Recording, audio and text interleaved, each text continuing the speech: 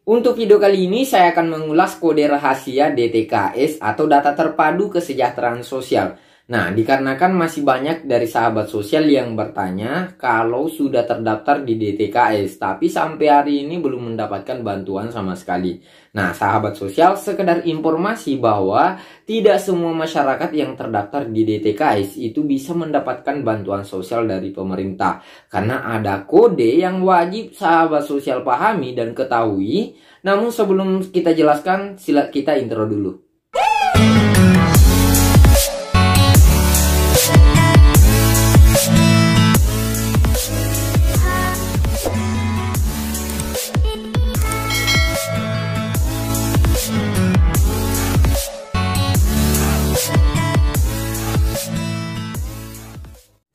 Oke sahabat sosial, seperti biasa sebelum kita lanjut videonya, saya ingatkan kembali bagi kalian yang suka informasi tentang bantuan sosial dan bingung cara dapat informasinya di mana, itu tak perlu khawatir. Karena channel ini sudah lengkap membahas tentang bantuan sosial pemerintah mulai dari A sampai Z.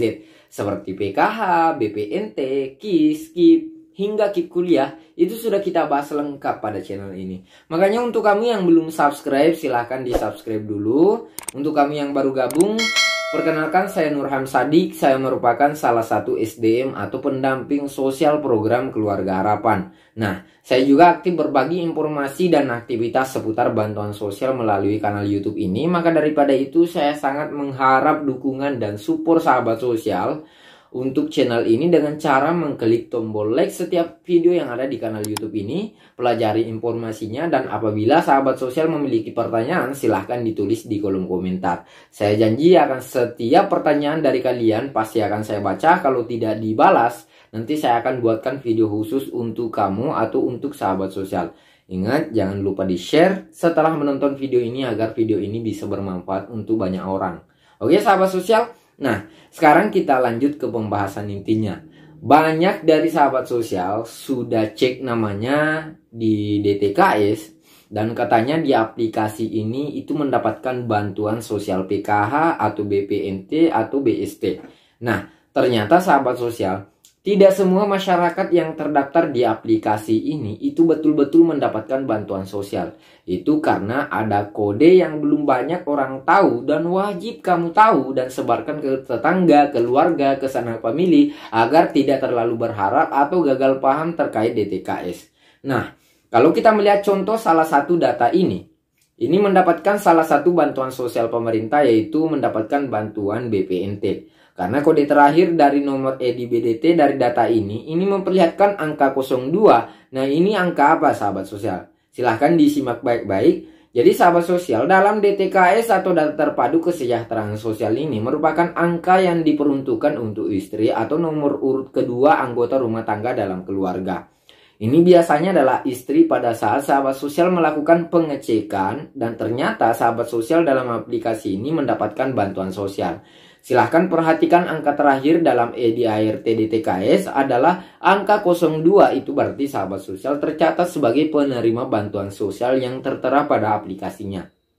Namun bagaimana kalau misalnya sahabat sosial juga terdaftar dalam aplikasi sebagai penerima namun bukan angka 02, tapi angka 03, angka 04 dan seterusnya.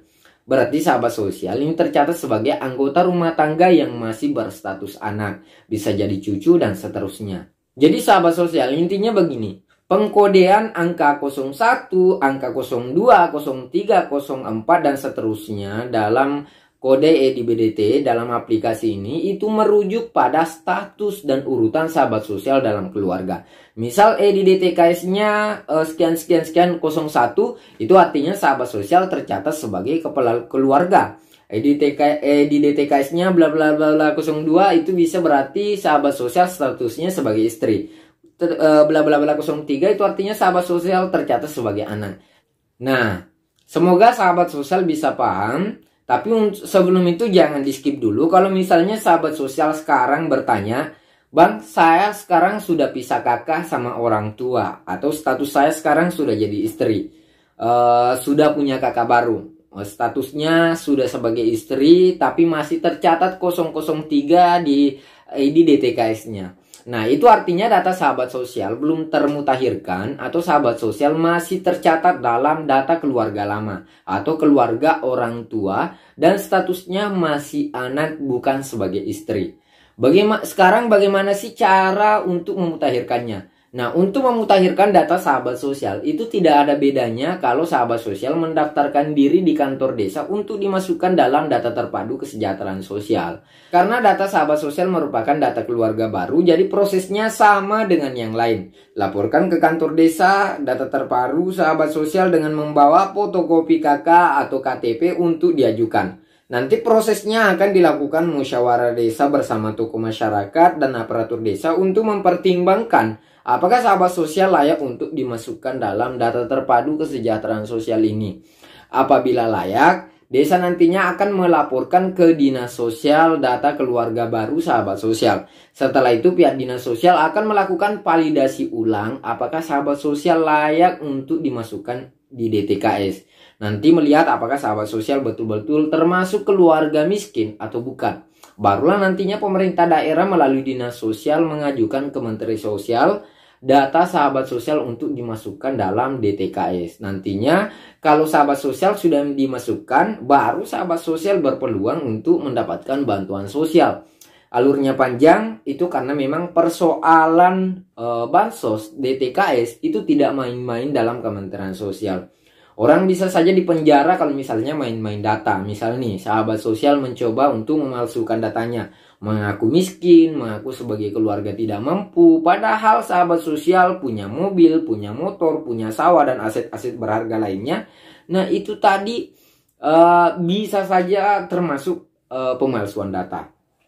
Nah, jadi sahabat sosial saya pikir sudah paham kode-kode yang ada dalam DTKS. Saya ulang kembali. Angka 01 di ujung atau di akhir dari DTKS sahabat sosial itu untuk diperuntukkan untuk kepala keluarga. Angka 02 untuk diperuntukkan pasangan atau istri, angka 03 untuk anak, angka 04 untuk anak juga. Angka-angka ini bisa saja berubah tergantung urutan sahabat sosial dalam keluarga. Misalnya di urutan keempat adalah kakek, nenek, itu bisa saja.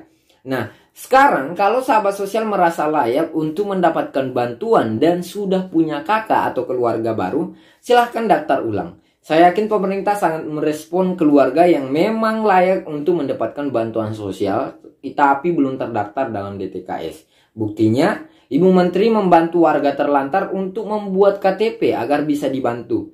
Kendala mereka selama ini tidak dapat bantuan karena tidak bisa didaftarkan di DTKS karena tidak punya KTP. Ini dibuatkan KTP, diantar langsung lagi sama Ibu Mensos. Makanya saya harap stop zuzon dengan pemerintah. Kalau memang sahabat sosial layak untuk mendapatkan bantuan sosial, silahkan daftar. Silahkan usaha dulu sebelum menghujat sana sini.